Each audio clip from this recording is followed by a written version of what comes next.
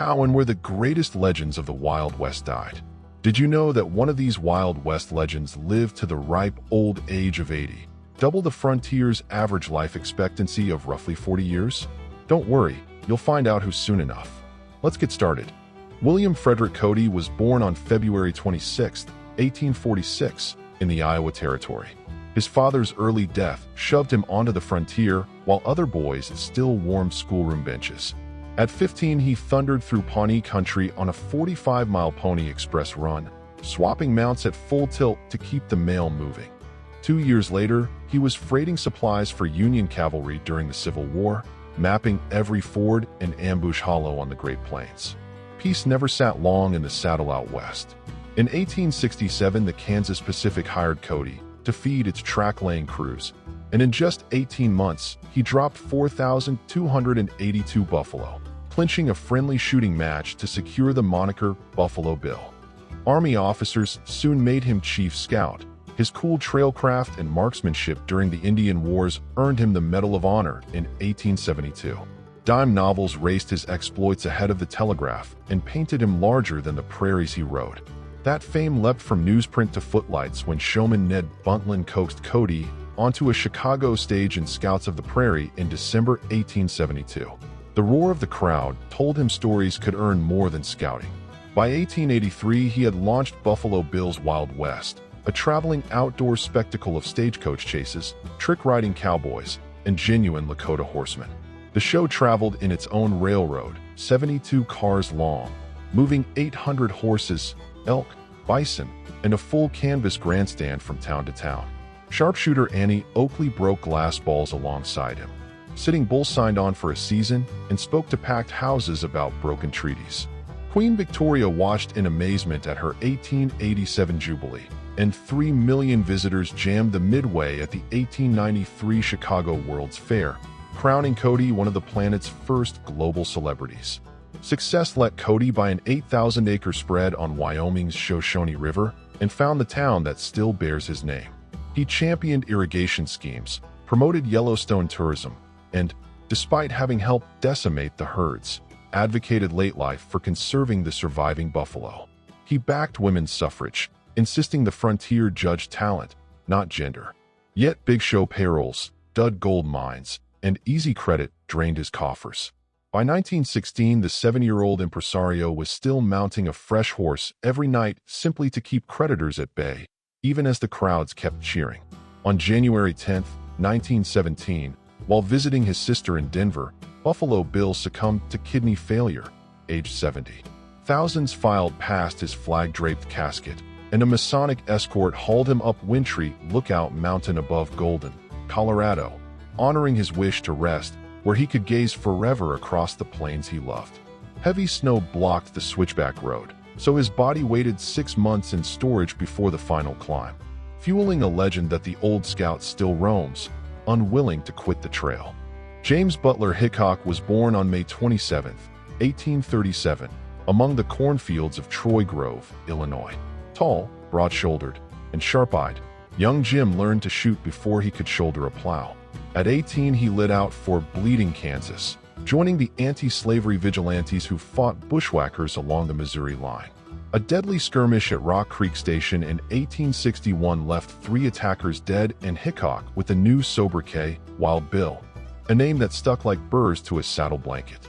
During the Civil War, he scouted for Union cavalry, slipping through Confederate lines in rumpled buckskins while memorizing troop counts and river crossings.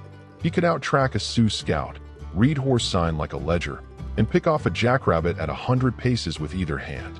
Dime novel writers turned these skills into frontier scripture, circulating lurid tales that made Wild Bill the most talked-about plainsman this side of the Mississippi. When the shooting stopped in '65, Hickok stepped onto the main street of Springfield, Missouri, for the nation's first widely reported quick-draw duel. His rival, gambler Davis Tudd, fell to a single bullet at 75 yards, fired across a crowded courthouse square. The press hailed Hickok as Prince of Pistoliers, engraving his silhouette into every barbershop discussion from Boston to San Francisco. The legend kept pace with the man. In Hays City and later Abilene, Kansas, Hickok wore the martial star. He enforced order with a mixture of velvet courtesy and sudden, surgical violence. He patrolled saloons with twin, ivory-handled 1851 Navy Colts crossed at the belt, a revolver draw as fluid as water over rock. A drunken cavalry troop once rode into haze firing at lamps. Hickok strode into the smoke, dropped their ringleader with a glance and a warning shot, and the rest scattered like coveys. Yet iron nerves came at a cost. Every gunman wanted the buckle that said he'd beaten Wild Bill. Sleep was shallow, friends rare, and every doorway a potential coffin lid. Tiring of badge and blood, Bill drifted to the gambling tables that fueled the new cattle towns. He traveled the circuit, Cheyenne, Denver, Dodge City, always impeccably dressed in broad-brim hat, frock coat, and sky blue sash, a peacock among cowhands. Once, actress Buffalo Bill Cody coaxed him on stage for a melodrama called Scouts of the Plains. Hickok hated rehearsed heroics and quit after one season, growling that an actor's life was too much like a convict with false whiskers. By the summer of 1876, rheumatism tugged at his gun hand and his vision blurred, but the cards still spoke his language.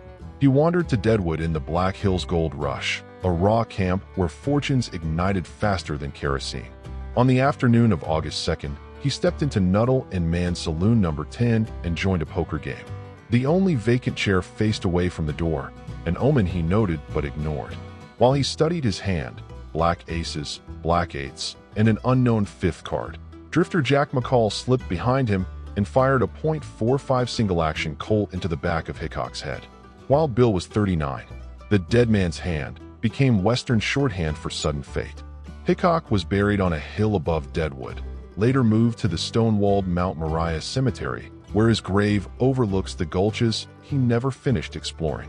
Jack McCall was hanged in March 1877, but the man he murdered still strides every retelling of the Old West, forever turning from the bar, Colts balanced at the ready, eyes cold and steady beneath that sweeping hat brim. Jesse Woodson James drew first breath on September 5, 1847, on a hemp farm outside Kearney, Missouri. The border war already smoldered, pro-slavery bushwhackers against Free State Jayhawkers.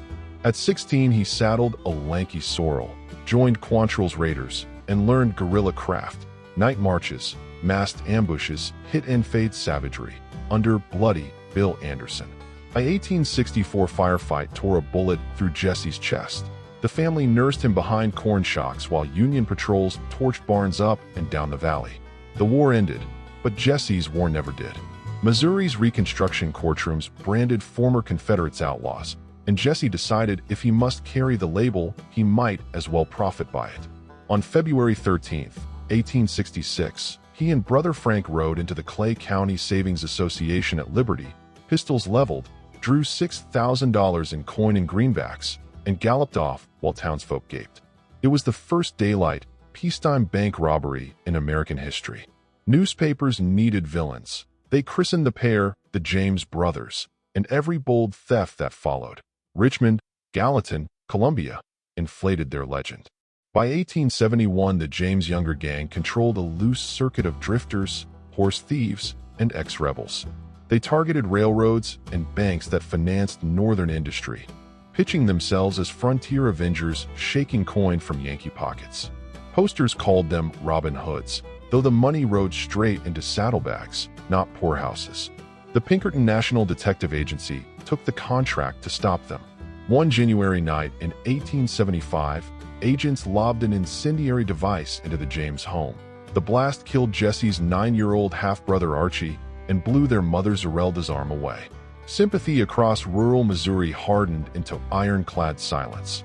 Nobody talked when Pinkertons came sniffing. Hubris finally tripped the gang in Northfield, Minnesota. On September 7, 1876, Jesse, Frank, and the younger brother strode into First National Bank at midday. Scandinavian townsfolk fought back with hunting rifles from shop doors and rooftops. 2 robbers died in the street. The youngers were captured, and the James boys escaped only by riding 9 days through swamp and prairie on stolen nags. Their invincibility cracked. Most veterans drifted off or lay in prison bunks. Still, the Missouri mythmaker could not quit. Under the alias Thomas Howard, Jesse formed a fresh crew, young men dazzled by dime novel glory but short on grit. He settled in a rented two-story clapboard at 1318 Lafayette Street, St. Joseph, hung his pistols on wall pegs, and planned one last bank job to rebuild fortune and face. Unknown to him, two recruits, brothers Robert and Charles Ford, had struck a secret bargain for the state pardon and the $10,000 reward set by Governor Tom Crittenden. Morning of April 3, 1882. Sunlight spilled through parlor lace. Jesse stood on a chair to dust a framed needlepoint of a galloping horse. His revolvers lay on the sofa behind him. Robert Ford drew a .44 and fired a single round into the back of Jesse's skull. The most wanted outlaw in America crumpled without ever turning. He was 34. Crowds jammed the funeral home to view the scarred, mustached face boxed in satin. Zerelda insisted her son be buried under a homemade stone at the Kearney farm so no coward could ever dig him up.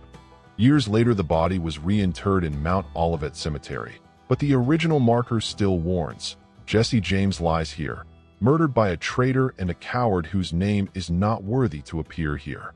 Robert Ford toured dime museums reenacting the killing to booze and rotten fruit. He himself died by gunfire in a Creede, Colorado, saloon. Yet Jesse James rides on. Every time a train whistle cuts the prairie night, balladeers still measure courage, villainy, and fatal fame against the man who never surrendered, only slipped from one saddle to the next until betrayal caught him standing beneath a picture frame. He was born Henry McCarty, likely in New York City, in late 1859, though the kid would juggle names as easily as revolvers. Henry Antrim after his stepfather, then William H. Bonney when newspapers demanded something sharper. Orphaned at 14 in the scrubline mining camp of Silver City, New Mexico, he hustled dishes for meals, read dime novels by candle stub, and practiced Spanish lullabies he picked up from vaqueros. One dusty afternoon, he slipped a bundle of laundry into an empty Chinaman's rooming house just to see if luck wore silk. Caught, he bolted up a chimney and out into outlawdom, the first of many jailbreaks that painted his legend. Territory law was thin as gruel. Billy drifted east to the Pecos, cowpunching and horse lifting in equal measure, learning the mesquite maze of gullies that could hide a rider by day and guide him by starlight. In 1877, he killed blacksmith Frank Windy Cahill in a Camp Grant barroom scuffle, fled across the Rio Grande, and landed at the doorstep of English rancher John Tunstall in Lincoln County. There he found rare approval. Tunstall praised his quick hands and quicker smile, paid him fair wages, lent him books, even let him borrow a scope-sighted rifle named the Little Dynamite. When Tunstall was murdered by rivals backed by the corrupt Santa Fe ring, Billy joined the Regulators, a posse half lawmen, half Avengers. The Lincoln County War burst like prairie fire in 1878. Horse chases through box canyons, sniper duels across adobe roofs. Billy's sharpshooting at Blazer's Mill dropped buckshot Roberts. His pistol work during the 5-day battle in Lincoln Town turned door frames into splintered kindling. Newspapers labeled him the Kid because he could barely grow a whisker, yet credited him with 21 killings, one for each year he'd breathed, an exaggeration he never denied because fear was good currency. When the smoke cleared, politicians turned peace officers into bounty hunters. Sheriff Pat Garrett, a former acquaintance, took the badge with one mission: bring in Billy the Kid. Garrett surprised him at Stinking Springs in December 1880. The Kid surrendered after a brief siege, cracking jokes while officers fingerprinted bullet holes in his hat. A Mesilla jury sentenced him to hang on May 13, 1881. Shackled in the Lincoln courthouse, he studied guard routines like a chessboard. On April 28, he slipped out of irons, shot deputies Bob Ollinger and J.W. Bell with their own weapons, then leaned from the upstairs window and called to townsfolk below, "That's 7 sure for me." He broke for the livery, sawed his fetters on a blacksmith's file, and rode out on a stolen sorrel humming La Paloma. For 71 summer days he ghosted through the chaparral, sleeping in sheep camps, sharing tortillas with Pueblo families, waltzing at fandangos where every dancer swore she saw no revolver. But Garrett tracked whispers to Fort Sumner. Near midnight July 14th, the sheriff crept into Pete Maxwell's adobe. Billy, barefoot and suspicious of flickering lamplight, entered after him, repeating, "Quién? Who's there?" Garrett answered with a revolver blast that shattered the kid's rib cage and ended the chase before a second question. Henry McCarty, William Bonney, Billy the Kid, was 21. Friends laid him under cottonwoods in Fort Sumner's dusty cemetery, marking the grave with a wooden board soon chewed by wind and cattle. Over time, a stone slab appeared, then iron bars to thwart souvenir hunters, yet bullets and penknives still nick its marble. Like a trick rider switching mounts, the kid leapt from flesh into folklore, a smiling phantom in a slouch hat, forever 16 in imagination, spurs jingling just ahead of the law across moon-white gypsum flats. Wyatt Barrystap Earp was born March 19, 1848, in Monmouth, Illinois, the middle son of a restless Civil War recruiter who kept his brood moving along America's raw edge. At 17, Wyatt tried to enlist with his older brothers, got sent home for being too young, and spent a winter breaking mustangs on the Iowa plains instead. Hard education and balance, grit, and stubborn animals, two-legged or four. By 21, he was buffalo hunting on the Great Plains, stacking hides in waist-high pyramids, and learning the value of a steady rifle and a straighter poker face. When the cattle trails pushed north, Wyatt followed, pinning a deputy's badge in Wichita, then Dodge City. Longhorn drovers drifted in smelling of sweat and mesquite, 6 shooters loose in their holsters. Wyatt met them at the depot with a calm stare and a 6-foot reach that could snatch a colt from trouble before it cleared leather. Folks called him the Peacemaker because his shotgun stayed in the rack while his reputation did most of the talking. Yet inside, every Lawman beat the heart of a gambler, and by 1879 the Dodge boom was fading, so the Earp brothers, Wyatt, Virgil, and Morgan, hitched wagons toward the Silver Strike in southeastern Arizona. Tombstone was a boomtown balanced on a keg of cordite. Cowboys, rustlers out of Sonora, filled saloons. Rival businessmen schemed for courthouse contracts. Law badges were handed out like dance tickets. Virgil became town marshal, Wyatt and Morgan his deputies. Trouble narrowed to the loosely organized cowboy gang, men with loose regard for property lines and livelier regard for shooting. On the cold morning of October 26, 1881, near the rear entrance of Fly's photography studio, Wyatt, Virgil, and Morgan, alongside dentist sharpshooter Doc Holliday, confronted Ike and Billy Clanton, Tom and Frank McClory, and Billy Claiborne. 30 seconds, 30 shots. When the smoke lifted, 3 cowboys lay dead. Holliday's coat was punctured, and Wyatt stood untouched, his long gray duster fluttering like a battle flag. The gunfight did not end the feud. Cowboy allies ambushed Virgil on a snowy December night, shattering his left arm. 3 months later, they killed Morgan through a billiard parlor window. Wyatt's grief hardened into cold resolve. He gathered a vendetta posse, including Holliday, and rode the San Pedro and Gila valleys, hunting those he held responsible: Curly Bill Brocious, Frank Stillwell, Florentino Indian Charlie Cruz. Bullets and buckshot settled old scores, and territorial warrants chased Wyatt clear to Colorado. By summer 1882, he was prospecting gold in Eagle City, Idaho, then dealing faro in San Francisco, a man forever half a step ahead of yesterday's batch. The trail grew longer: gold fields in the Yukon, a saloon in Nome, oil speculation in Kern County, California. He refereed the Fitzsimmons-Sharkey heavyweight prize fight of 1896, igniting a storm when he disqualified Fitz for a low blow few others saw, a reminder that controversy rode pillion with the Lawman. In Hollywood's infancy, directors mined his memories for frontier magic. Wyatt strolled dusty backlots coaching silent screen cowboys, while his companion of 47 years, the tough-minded former actress Josephine Marcus, guarded their privacy with the ferocity of any Tombstone barkeep. On the morning of January 13, 1929, Wyatt Earp died quietly of chronic cystitis in a small adobe bungalow at 4004 West 17th Street, Los Angeles. He was 80. Western movie stars served as pallbearers. John Clum, old Tombstone mayor, delivered a last salute. According to Josephine's wishes, Wyatt's ashes traveled north by rail and were buried in Hills of Eternity, the Jewish cemetery in Colma, just south of San Francisco, beside Josephine's parents' plot. The grave bears a granite marker engraved simply, Wyatt B. S. Earp, 1848 to 1929, pioneer, scout, and frontiersman. Yet every time spurs clink on a saloon boardwalk or a faro wheel spins under kerosene light, the steely gaze of the peacemaker returns, reminding the West that law and legend sometimes share the same pair of dusty boots.